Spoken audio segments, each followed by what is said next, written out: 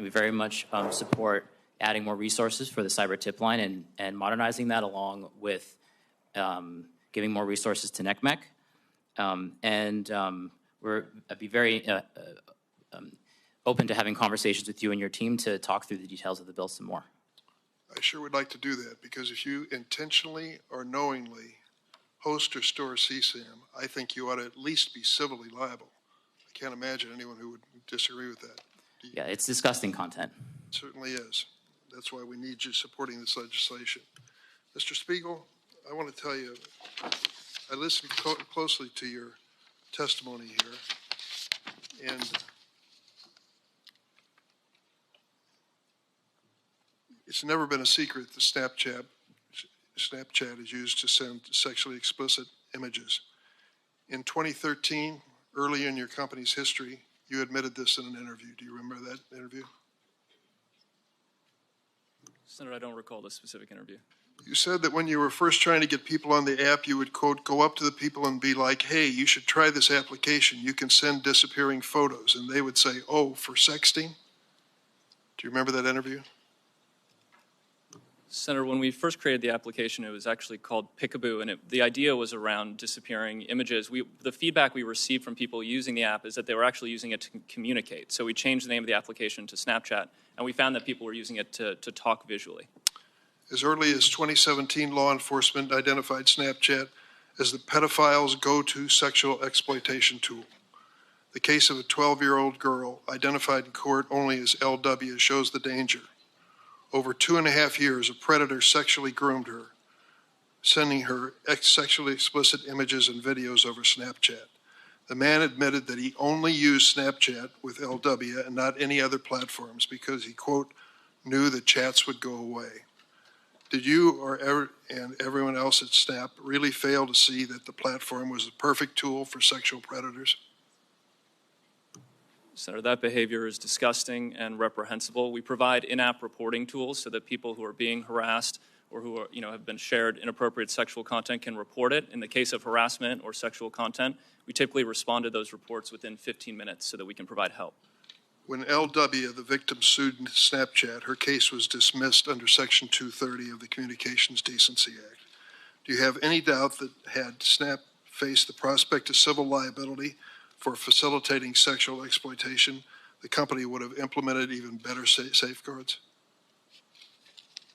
Senator, we already work extensively to proactively detect this type of behavior. We make it very difficult for predators to find teens on Snapchat. There are no public friends lists, no public profile photos. When we recommend friends for teens, we make sure that they have several mutual friends in common before making that recommendation. We believe those safeguards are important to preventing predators from misusing our platform.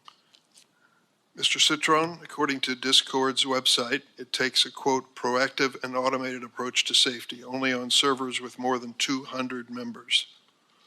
Smaller servers rely on server owners and community moderators to define and enforce behavior. So how do you defend an approach to safety that relies on groups of fewer than 200 sexual predators to report themselves for things like grooming, trading a CSAM, or sextortion? Chair, our goal is to get all of that content off of our platform and ideally prevent it from showing up in the first place or from people engaging in these kind of horrific activities. We deploy a wide array of techniques that work across every surface on Discord. I mentioned we recently launched something called Teen Safety Assist, which works everywhere, and it's on by default for teen users. That kind of acts like a buddy that lets them know if they're in a situation or talking with someone that may be inappropriate, so they can report that to us and block that user. Mr. Citron, if that were working, we wouldn't be here today. Chair, this is an ongoing challenge for all of us. That is why we're here today. But we do have 15% of our company is focused on trust and safety, of which this is one of our top issues. That's more people than we have working on marketing and promoting the company. So we take these issues very seriously, but we know it's an ongoing challenge, and I look forward to working with you and collaborating with our tech peers and the nonprofits to improve our approach. I certainly hope so. Mr. Chu, your organization and business is one of the more popular ones among children. Can you explain to us what you are doing particularly and whether you have seen any evidence of CSAM in your business? Yes, Senator. We have a strong commitment to invest in trust and safety. And as I said in my opening statement, I intend to invest more than $2 billion in trust and safety this year alone. We have 40,000 safety professionals working on this topic. We have built a specialized child safety team to help us identify specialized issues, horrific issues like material like the ones you have mentioned. If we identify any on our platform and we proactively do detection, we will remove it and we will report them to NCMEC and other authorities. Why is it TikTok allowing children to be exploited into performing commercialized sex acts? Senator, I respectfully disagree with that characterization. Our live streaming product is not for anyone below the age of 18. We have taken action to identify anyone who violates that, and we will remove them from using that service. At this point, I'm going to turn to my ranking member, Senator Graham. Thank you, Mr. Citron. You said we need to start a discussion. Be honest with you, we've been having this discussion for a very long time. We need to get a result, not a discussion. Do you agree with that? Ranking member, I agree this is an issue that we've also been very focused on since we started our company in 2015, but this is the first time. Are you familiar with the Earn It Act, authored by myself and Senator Blumenthal? A little bit, yes.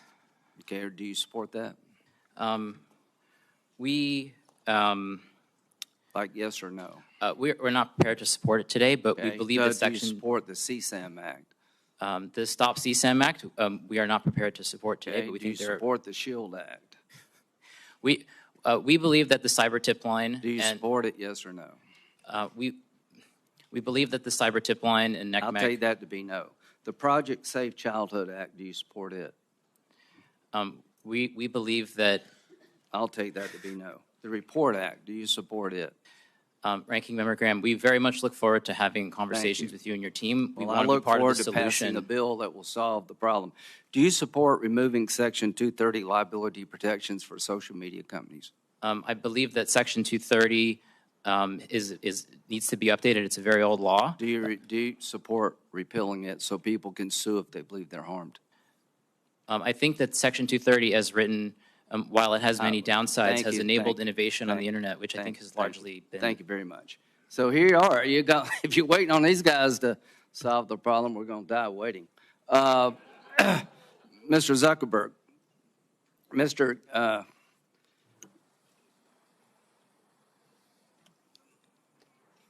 try to be respectful here.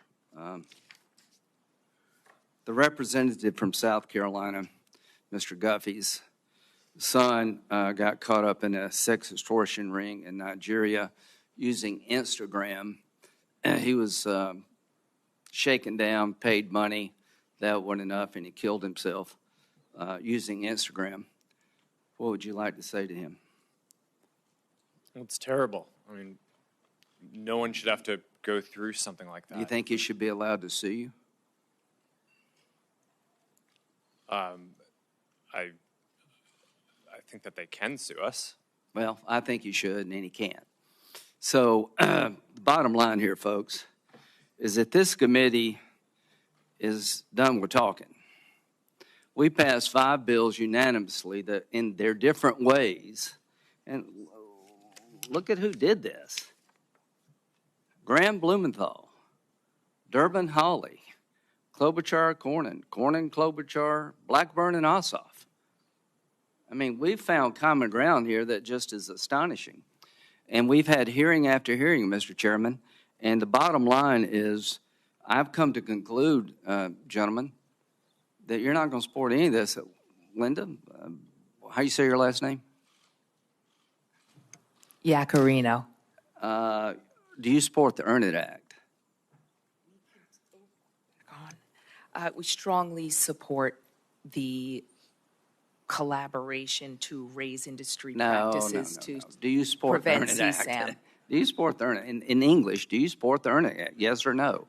We don't need double speak We here. look forward to supporting and continue our conversations. Okay, so I'll As take you that can as no. see, But you have taken, the reason the Earn It Act's important, you can actually lose your liability protections when children are exploited and you didn't use best business practices. See, the Earn It Act means you have to earn liability protection. You're given it no matter what you do. So to the members of this committee, it is now time to make sure that the people who are holding up the signs can sue on behalf of their loved ones. Nothing will change until the courtroom door is open to victims of social media. $2 billion, Mr. Chu. What percentage is that of what you made last year? Senator, it's a significant and increasing investment. As a private company, we're not sharing you pay our taxes. financials. 2% is what percent of your revenue? Senator, we're not ready to share our financials in public. Well, I just think $2 billion sounds a lot unless you make $100 billion. So the point is, when you tell us you're going to spend $2 billion, great, but how much do you make? It's all about eyeballs. Well, our goal is to get eyeballs on you. And it's just not about children. I mean, the damage being done. Do you realize, Mr. Chu, that your TikTok representative in Israel resigned yesterday? Yes, I am aware. Okay, and he said, I resigned from TikTok. We're living in a time in which our existence as Jews in Israel, and Israel is under attack and in danger. Multiple screenshots taken from TikTok's internal employee chat platform known as LARC show how TikTok's trust and safety officers celebrate the barbaric acts of Hamas and other Iranian-backed terror groups, including the Houthis in Yemen.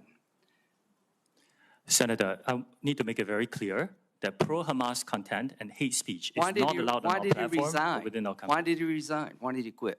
Senator, we also do not allow any Do you know hateful why he behavior at quit? work. Do you know why he quit?